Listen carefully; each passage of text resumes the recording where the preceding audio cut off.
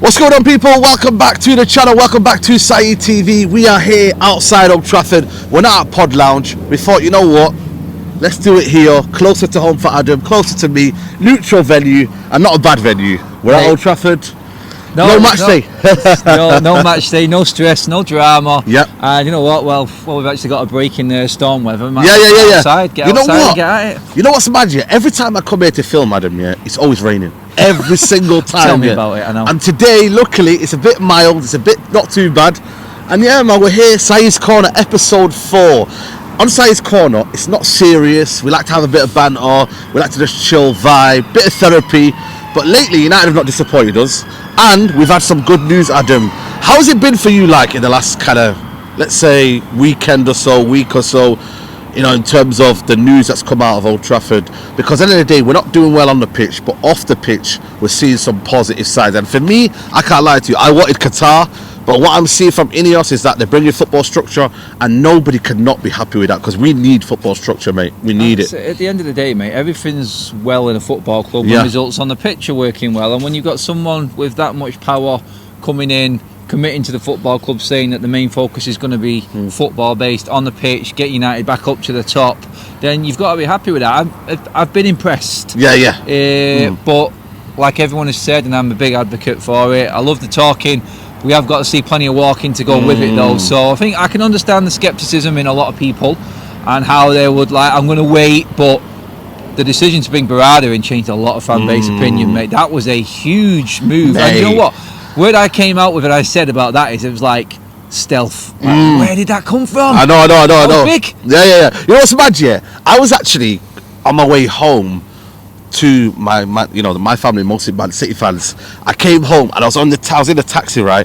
And then I seen all my Barada news. So finally, for once, I came to the house. I was like, "Yo, we're taking your man," and they were rattled. They were like, "Yo, you're actually getting a good person who's actually done well." And every time I said it, was like, "Nah, listen, man, he wasn't my main guy." They tried to play it down, but it was good to get one up on City fans. Like, it's been too long, Adam, where we tried to say, you know what?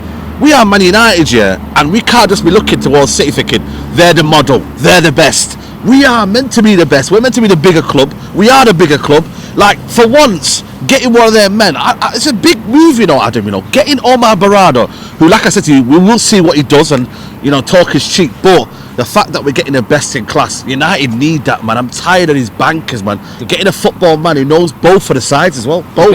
The biggest thing in all of it as well, mate, was that INEOS are not even through the door yet. Bro, so this is an official decision that's been made by the club, which is without INEOS. INEOS were the ones that instigated it. We know that. Facts. So David Brailsford was the one who made it happen. He then brought Sir Jim in, and then they brought the Glazers in. So the fact that this was done from negotiations in December to now, how quickly that's done, but the whole club is on board, not just one or two men's idea. The fact that they've got the Glazers in the room and said this needs to happen, that shows what influence Sir Jim and INEOS have got. Absolutely. It's like Glazers have actually, for me, showing here in this situation that they are willing to listen to someone who is more powerful, who is bigger and has got more experience. And let's be honest, mate, for what he turns over in his business is Sir Jim Radcliffe. He dwarfs United and the Glazers and what they own together tenfold. 100%. So and it's his money as well. It's his money. Like, we've never really seen the Glazers put in money to the football clubs because they've used the revenue from Man United. So now that we see this external money coming in, it can only be a benefit to us. And like I said, I ain't gonna lie to you, the way Jim Ratcliffe got into the deal, it never sat right with me. I'll be honest with you, because I was like, is he going in bed with the Glazers? Is he trying to get his way in? And I was uneasy. I was like, Qatar makes sense. We clear off the debt. Everything makes sense. But the fact that the matter is, we didn't know that. Qatar were bringing in football structure. It was all about money, clearing up debt. United fans got a bit too giddy, maybe me included. I didn't see the bigger picture, and maybe INEOS have come in and said, you know what, we might not have Qatar's money, but we can narrow the gap in terms of having footballing people, because we don't know what football people are, and we don't know how competent they are, because now, it's crazy. 100% on that side of it. You've got to look at financial fair play and PSR right now. So what, Manchester United generate more money than any other club. And we're seeing now, it's like Qatar coming in would have been the same scenario as what Newcastle have got now. No debt, richest club in the world, like dwarf what City's owners are worth, can't spend a penny. So to actually have a structure in place and then manage the debt properly, bringing in the best in class. If United is successful on the pitch, then we will be fine. We can compete with anyone. invest in the youth team. We've got infrastructure here that we can invest in, which Look offsets where we are right now. financial Look where fair play. we're literally on the gate of the north. This is the north stand, isn't it? Yeah, North stand, right? Ferguson North. Yeah, there's so much space here. It's ridiculous. This doesn't need to be a car park. It doesn't need to be open land. There's so much space for Man United to build. You've got the freight land and all this. This should be here, match day experience. This Yeah. should be bandstands, bars. There you go. This is what this bit here should Yeah. be. Right at the front, turn it into something. Even build another bridge. Yes. Just make something of it. Make because something of it. We own all of this, and then we own all of That, man. industrial land. All of at this the land, back. people, is Man United's. But the problem is, though, because obviously you don't have people in charge who care about that. They don't really care about the infrastructure at Old Trafford, like the roof leaking.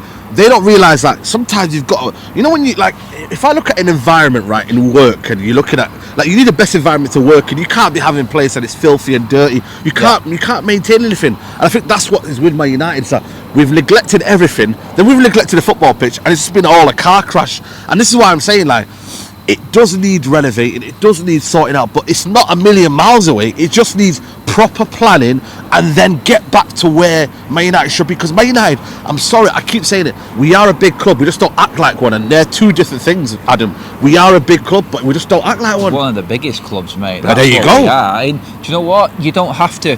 We've been a big club because we've created superstars. Yeah, Our youth facts. team has brought these superstars to the fore. Some of the biggest names at the football club have actually been developed from our youth academy. That's what we need to get back to, and we are going that way. You only have to look at the under-18s this year. Facts. By the time INEOS have got their feet under the table properly and we've got a structure in place, we should be reaping the rewards of this current under-18s team. They should be developing. But like you said then, it's like we've not been acting like a big club. The infrastructure has been neglected of a big club. We need to, like we said, we need to change everything up here. I think Old Trafford can be done. If Real Madrid can do the Bernabeu, Mate, exactly. we can do Old Trafford. It's just where that money's going to come from and what the priority is for everyone. I mean, will you accept that renovation of Old Trafford can take a decade if you know that things are going right on the of course. plan? But listen, decades gone by anyway. We've never seen a plan, have we? I was 19 when we last won the trophy, Premier League. So a decade's flew by. So a decade will fly by the time Old Trafford gets fixed up, because it's going to be fixed up in stages. You get the Bobby Charlton stand, you get the roof, everything will be done in stages. But then in 5-10 years time, like, things will be done. You know what I mean? You know there's a plan. So everyone's like, okay, cool. We're seeing bits and bobs kind of happening and whatnot. And for me, when you look at Adam, what's your priorities for these INEOS now? Like, when you look at it, is it the culture? Is it for you giving out contracts, mishandling players? Like, what do you want them to kind of really change? Because I've got loads of opinions of what they should do or whatnot. Like, what do you think, like, they should change? Like, what do you reckon? Well, I had a top five. I did a top five video. I've seen that by the way. The first things first. It is the culture, and that starts with selling players. Yes. And by that, I mean the big players. Yes. We cannot have anyone lingering around. And the big thing that came out, and what I loved about what Barada was talking about in some of his interviews and the clips that we've seen is he's been talking about players stagnating. If he gets to like 2 years and it's not working, there needs to be a plan. And what he makes is that plan before the player is actually bought. That's what he does. He makes sure that there's an out. There's an out. In case it doesn't work. That's it. It's selling players. It's getting everyone in line. Now the big one is Ten Hag for me. That contract, the veto, everything needs to change. He needs to fall in line with INEOS. I think he can work with INEOS, but if he's not willing to fall into line, lose his power that he's got over transfers, which he has got, we know that, then it doesn't matter what happens on the pitch, he's done anyway. I think for me it's Champions League football or he gets sacked. That's exactly what I said as well. 100%. What have you got now, Eric, from now until the end of the season? I feel like everything moves in after that. So then you've got a new manager in place, and then football has to come first. You have to get a level and a culture.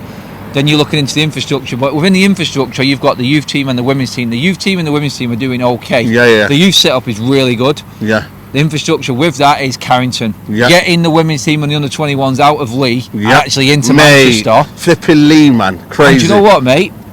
That is investment in the youth and the infrastructure, and that can be offset against financial fair play. People don't realise what investing into youth team does. It balances books, mate. Of course, it's all you'll make more money. Look at Man City and all these guys. They're just making profit of players. That's why they did it. How they've got away with it. People are like, how do they do it? Because they spent so much money making that training complex. I know.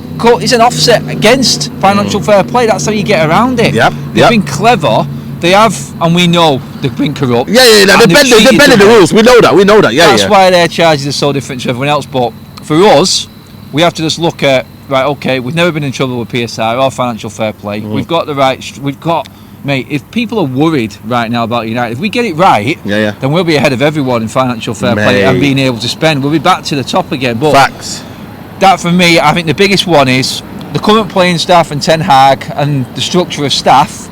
Priority number one. Get that in place, and we are moving in the right. Already with just Berardi coming, I'm like, Man United would employ 5 people to do what that guy does on his own. It's crazy. When you look at it though, you've had John Murto, you've had all these guys, all these jobs for the boys here, and not one of them you could say is the best in class. Whereas this guy comes in, he may be able to sort out so many different levels of what Man United need to do, all in the space of one man, all in the space of one role, and that's crazy. And when you look at that, when you said there, contracts, players not willing to go, the amount of players that are just lingering around, man. And this is one thing, like, we can't have a 6-year contract. For me, I'm sorry, but I don't want to be seeing 6-7 year contract. If you do it 3 to 4 years, and I get it now, isn't it? So hey? It's capped at 5 okay, it's capped at 5, but then now this idea that we reward players with contracts soon as well. I did a rant on Martial. Yeah, Jose Mourinho wanted him out in 2018. Yeah. He signed a contract in 2019 worth 78 million. Yeah. Again, that summer was the biggest summer we messed up on, because we had Maguire, we had so many players ended up signing new deals. I think in between that period, 2019-21, bro, amount of players signed new deals. That was when we would literally finished, mate. We killed ourselves. But again, Martial, he'll be gone in the summer. Again, the Jadon Sancho thing, that will probably end up having him to leave, and they'll find a situation. Anthony, like, again, if say now Rashford's on a big contract now, if PSG come calling, do you balance the books by selling Rashford? There's so much things now. Casemiro's wages, you've got Varane, you're looking at so much players, like, there's so many things. It's mad, isn't it, mate? It's mad when you deep it, it's like, we knew this summer was coming. Yeah. How much more confident do you feel now with the people that are in charge, INEOS, that's what I don't mind them making decisions. I'll be honest with you, Adam, if you told me John Murto was coming in, and he was telling Casemiro to F off, I'll be honest with you, I would be like, no, I'm not with that. But if a guy comes in and says, Omar Berardi comes in and says, yo, listen, Casemiro, with all disrespect, I've seen better players than you, I've seen bigger talents than you, and I've let them go, i.e. the Yaya Torres, i.e. the Vincent Kompany. These guys have all left, by the way, they've all left the City group. Aguero, he would have still been here. I know we had the situation with his heart and whatnot, but he would have still been at Old Trafford here, still there. Yeah. And they said to him, listen, with all due respect, you got to go. Every single time, the time to move on, and they've replenished it. Plan, structure, everything. Gundogan, we would have kept Gundogan. I know. I mean, I don't get me wrong with Gundogan. He's a good player, but I'm saying, though, you know what I mean? Like Kovacic for Gundogan, that's probably one. That's one that surprised me. I was like, Mahrez and Gundogan in a season, that is probably a bit too much. Yeah, of course. And they are weaker, but sometimes. But they make them decisions, though. That's the thing, though. Listen, I hate to say I like it for them, but it's crazy, though. They're willing to take that risk because they know for us to maintain and polish, and for us to kind of now all of a sudden they've got Doku. They brought in Kovacic. They brought in the guy from Wolves. They keep replenishing. Where was us? We're still lingering around with players, and I'm like, it's been 4 or 5 years. Like they've had to replace a silver with a silver. It's just as good. That's masterful. It's crazy, that man. That's what I want to see. That level of recruitment, I want to see proper. This summer, I want to see players that fit an ideology of Man United, not a manager. Does that make sense for you people? No, 100%. That's what I was getting at in terms of the most important thing right now, because Ten Hag has to fall in line with their plan, their structure. So I think we can. I mean, it's quiet, which tells me that something good is happening with Dan Ashworth right now. Dan Ashworth, Berardi, even if Paul Mitchell comes in on the recruitment side of things, then all of them going into this summer, and you mentioned all of the stuff that we got to deal with. You got to throw the Greenwood situation on top of that as well. Oh yeah, that's another one there. That for me, I know a lot of people don't really like to talk about the situation here, but forget what happened, but saying put that aside, and then now discuss how do we get either him back in the team, or like I said to you, you then get rid of him and say, right, what is he worth? Like, they've got to value that as well. He's got 2 years left on his contract. You then got to put his reputation in line and what's happened to him and Then you say, right, is he staying, or do they think, you know what, we're not Glazers, we're coming in, we might give him another chance, but we're coming in, we're having a plan, and we know what we're doing, how we're integrating him. Because it's a difficult decision. That's one thing I'm going to look at with the and Omar Berardi. What do they do with Green? Because that's £100 million player. It's £100 million player. I'm sorry, mate. I've said this all along. He's a massive, massive asset to the football club, and we've sort of got lucky with his contract and how long he's got left on it. But the fact that he is doing so well in Spain, and he's got the two biggest clubs in Spain after him, kind of bodes well for us, because they can look past what's happened. We maybe can't, and it may be awkward for us. I want him back in United. I think he would come back to United. I think he fits us what we need now, perfect, but I understand the other side of it. I think that we are going to be, we're stuck between a rock and a hard place. We really are. And I think him, Sancho, they're the two priority players in the summer. And like you said then, if it was just like the old hierarchy dealing with this situation coming up, I'd be absolutely bricking myself going into this summer. But now we've got people in place, everyone's intrigued to see what happens. It's like, oh, here we go. Hey, welcome to the deep end. Deal with this shit. It's pretty brutal. It's like you've got that as well as Casemiro and Varane. Big players, big egos, names, man. Who's the you know what it is though? It's mad, like I want them to stay in a way, because I'm fearful of what life is without them. Because I'm like, what's going to be the dressing room like? Where's the accountability? Where's the kind of know-how? Where's the class like? I am scared to lose, and this is why I'm saying like I don't want to lose them before all this. Like say now we're getting Scott McTominay a new contract. I feel a bit uneasy that Casemiro's leaving when we're giving somebody a contract. That's what I'm like. Where do they hold the line in terms of experience and balance versus they're on a big wages, man. Varane's on big wages, This is the problem, because Scott McTominay is one of the lowest earners at the football. Yeah, he is. He is. I think he's on like 60 grand a week. He is. He's on peanuts. Do you know what, man? No one is discrediting his professionalism at all. I said this last night. He's not good enough. That's exactly. And if he's happy to stay third, fourth choice midfielder and be an impact man off the bench, then good on him. He knows his role. That's happy. We probably can't make too much in a sale. Can we cash in on him now? though? 30 million is probably what you're going to get now. We had our chance last summer. Now Calvin Phillips has gone to West Ham on loan. They're going to probably buy him. We need to get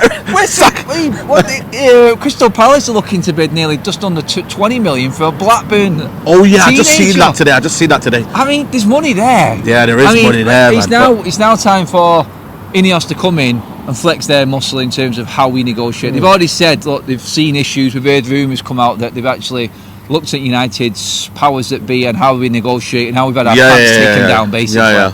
It's like the quote from Van der Sar was the scariest one for me. We wanted to see how much we could push United for Anthony. We knew we could get more out of him. It's because we just went like that, all right.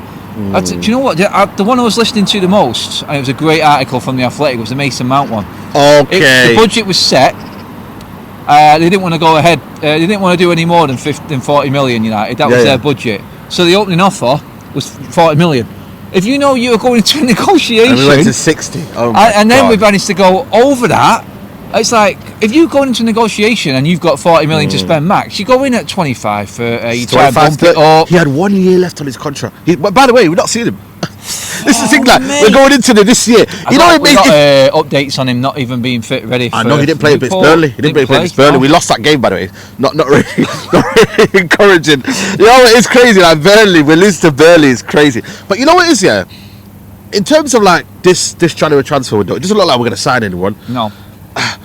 Are you? Because I'm not going to lie to you.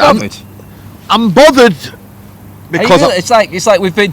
It's like we've got players there now, and this is what we've just been arguing against the old ways. That's true. And now they've just said, look, no, we're going to save it for a proper rebuild in the summer with the right structure in place. I'd rather see signings of the staff than players coming in. That's true. We don't want a Vegas coming in again. Nah, man, that's what I'm saying. Choupo-Moting, man. Choupo-Moting, oh my God. Coming in on loan now with someone who isn't getting game time at another club. Are we that standard? Yeah, that's true, Why are we taking players that aren't working well at other clubs? We're Man United, you just said it. We're supposed to be a big club.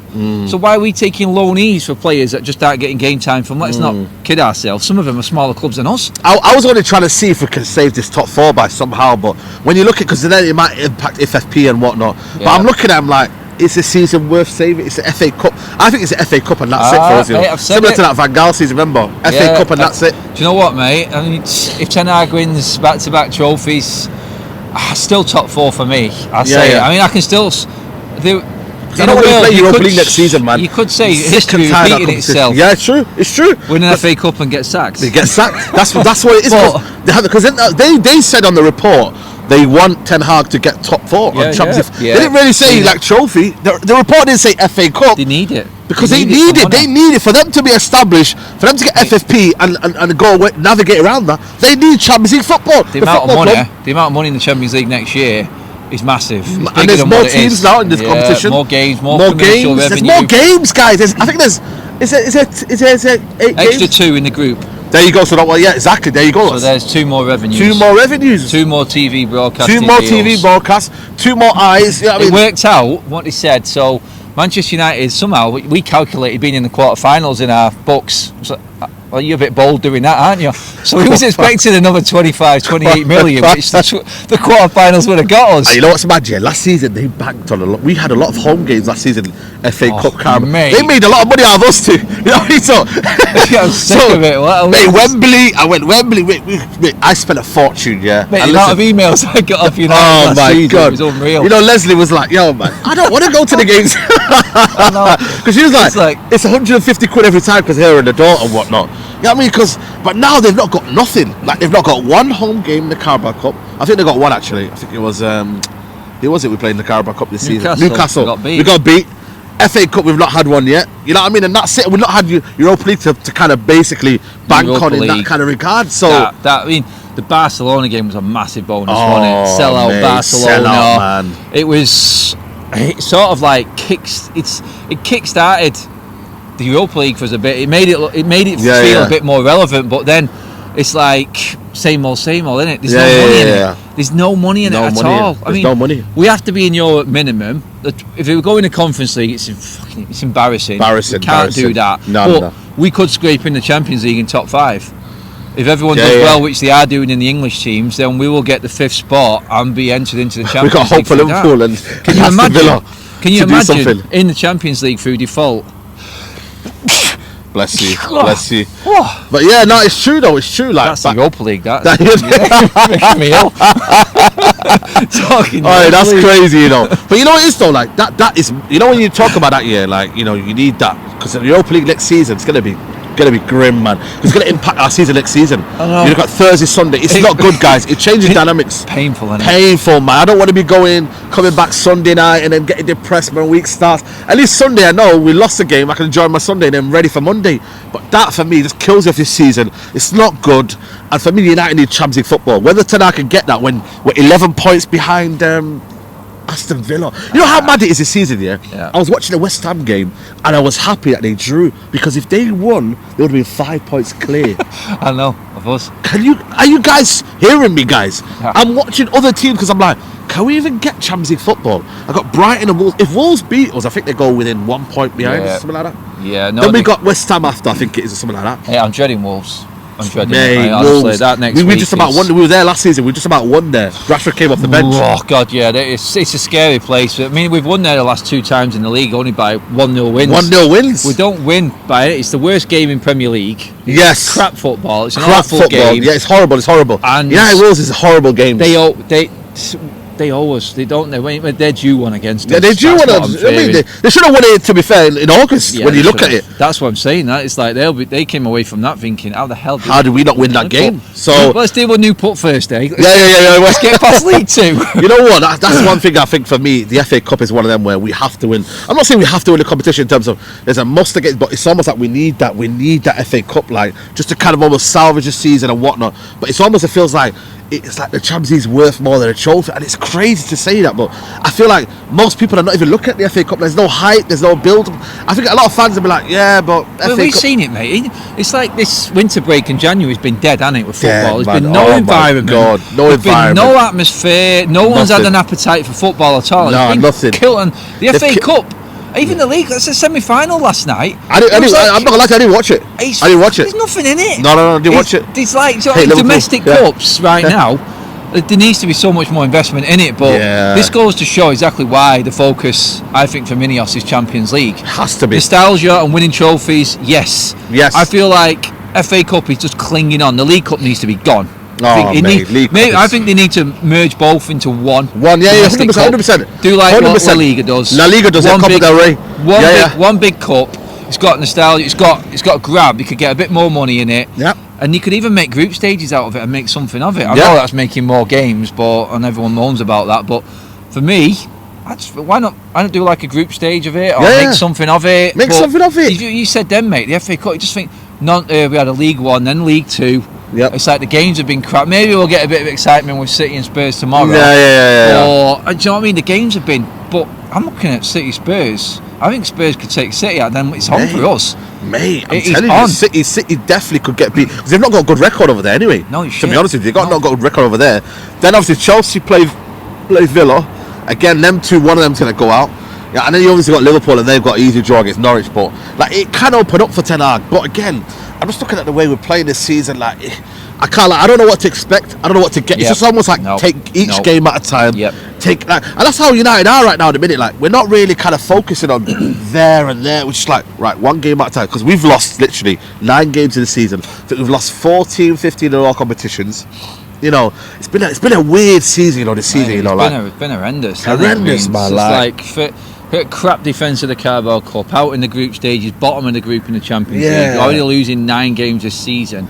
Premier League is crazy. We are looking down the battle because there's some big games coming up, mate. Big games. You look at them fixtures that we've got left. What is it? 18 games, I think, left. 18 games, yeah. I'm still thinking about we've got to play City, Arsenal, Liverpool, Villa. I can't see us beating any of them. So there's another 4 defeats. Yeah. It's going to be. Still got Newcastle at home. I think it is still got. We could be looking at eclipsing the worst season we've ever had. That was the Ranić and Solskjaer season. Or even go worse than that as well. David Moyes, when he lost 12 games the whole season. Van Gaal's already on. Ten Hag's already on 9. He lost 12. He's going to get another record, isn't he? But then it's weird, isn't it? How football works. You could be like, he's record loss in the Premier League, but first manager to win back-to-back trophies if he gets the FA Cup. Yeah, it's true. That's crazy. That's what I'm saying. How do you judge? That's what I'm saying. It feels like it's a weird. It's like Black Mirror, isn't it? Like it feels like a weird kind of vibe with the manager. And like I said, we don't know who's available. Like a lot of people saying that there's this manager available. You got the Girona manager available. You got this manager available. But if you were to say Ten Hag was to get sacked, who would be your kind of pick to get the job? Because there's not a lot of out there in terms of proper one name. I'm like, you're the man. There's a mixture of different versatile players and managers. It has to be. The big names are gone. I think we all have to accept that this is a project process. We need that progressive manager. Someone, there's some people talking about the Nice manager Fariola. Lopetegui, another manager's been named. The only big name out there that I would take is Ancelotti. That's the only manager I would bring. But he signed a new deal as well, isn't it? So everyone else, mate, it's a surprise. Potter, De Zerbi, these type of managers. Potter would crumble under here, man. This is. I think the fan base would be patient for that. How much protection are INEOS going to give this next? I think they want another manager personally. I think they want a clean slate. I'm not saying they don't want to work with Ten Hag. Every United fan wants us to have success, so our opinions of Ten Hag, if they're changed by the end of the season, that's great. Because it means we've won and we've turned it around. But do you reckon it's like a lose-lose for Ten Hag, because he's already lost majority of the fan base, but then also he's got to win these guys over, and if he doesn't get better next season, he's already under pressure. It's for me, it's like the beginning and the end for Ten Hag, whether you look at it or not. Because if next season he doesn't get close to Man City and Arsenal in terms of progressive football, getting better on the table, getting higher on the table, and then you don't get top more of the season, you're almost like a lose-lose for him. That's why United, I think for me, are looking at now to the end of the season, looking at who's the best fit for the job, and then who becomes available, and then they say, right, let's go. We go ahead, and then we go in that direction. So who knows, man? But it's a very, very, for me, these next 6 months here are massive, man. United's forget transfers, guys, forget all of that nonsense here. It's literally who comes in here, who sets the tone, what sporting director comes in, what head of recruitment comes in, and how do Man United build? Because we are a sleeping giant. That's the title of the video. We're a sleeping giant that needs to be waking up. We need to be waking up. Guys, we are Manchester United. And I get it, we're shit. I get it, we're bad. We haven't won a trophy in 10 years Premier League. But do not let people fool you. Do not let these Man City fans try and be like they're the kings of Manchester. They're not. We're still the kings of Manchester. We've just literally leased it out for them. That's what we've done. Mate, we've leased it out, and that's it. The foundations are there to make a massive go of it. It's if someone can just put the right people in place, like you said, Yep. structure it right, Yep. and patience is needed, mate. Have this Patience. fan base got the patience to go through a development 2 or 3 years? Ask Lord in that. This is it. I mean, it's like Nuruddin himself. It's like all he goes on about, and his main thing is structure. Do the fan base have the patience to wait out another 2 or 3 years while this all comes to fruition? No, that's the problem. It's That's like, it. if you know that the right people are in, you're happy with that decision. You've got a manager that's right, but he's still not there, and it's taking a bit of time. I think what's happened over the last decade has affected United fan bases to like, no, I want it now. We need to see it. I'm sick of just getting stick and banter off Liverpool and City fans constantly because we're crap. Can we accept that this is going to be a 2 or 3 year plan again, knowing that everything behind the scenes is better? Is that going to change the mindsets of the United fans? That's the big one. We are going to need to. We're not going to be patient, mate. We're going to be stood outside Old Trafford in the pissing down rain, moaning about shit football for another few years. I know what it is, mate. Obviously, that's the impact of a game and how it's fresh in the mind. It's raw, but realistically, that's why we do our other videos. It's like we calm down, we break it down, and then we try and work out. Has it got any better? Are we seeing anything different? All we want is to see that moment in a few games in a row where we're like, I can actually see what we're doing. We can see a plan. What we're doing. We can see a plan, That's and we can all we see like the frameworks for it to kind of continue. So that is what we want. I think that above anything else for United fans is the biggest thing. It's like I can accept a defeat, but I know this team are working to a plan here. And the last person, and I've held my hands up and apologised. The last manager to come in who had that was Van Gaal. Van Gaal, but we didn't think it was right because it was so close to Sir Alex. Yeah, absolutely. And you know what? He was the one who had style of play. We could see exactly what he was doing. He was almost like clicking, and then they just decided to pull the plug in, went for a winner, and then ended up going back even further. Who knows what momentum we would have carried from that FA Cup win? Do you know what? We were at the depths, weren't we? 10 men in the final. 10 men in the final, still won. You know what I mean? The best goals I've seen at Wembley from Jesse. I thought, you know what, I was bouncing out of there, but I was bouncing even more, and this shows you where United fans' heads were at the time. Mourinho. I was still excited that Mourinho was coming in more than the actual win. Yeah, it's crazy. And when you look back, you go, the fan base wasn't in the right place. I wasn't there. I wasn't looking at the bigger picture on what was going on. Edward would have thought about them. I think Edward would have thought about the glamour. And this is the problem with United. We can't be thinking about the glamour anymore. We need to be thinking about the hard work, the process, the kind of to get where you need to be. You need that kind of framework, and that's where you build in a football structure here, and then they kind of align what you need to do. So. But anyway, people, we're going to wrap it up here. Make sure you like the video, people. United Vibe, Adam. We're going to be doing a video on his channel as well. So, FUTV. Yeah, you know what? That just shows you, I keep forgetting. That's my fault for changing it FUTV, all the people. time. That's the new brand, Adam. Honestly, man, you know what, Adams, we've been here for what? I've known you now like 4 or 5 years we now. started together, didn't we? Yeah, started together 2018. And we're here, man. We're still here. Still more pain. But that's what I said. We show up. Now Man United. Now INEOS. It's time for you lot to show up. Start doing the walk. Take care. Bye-bye.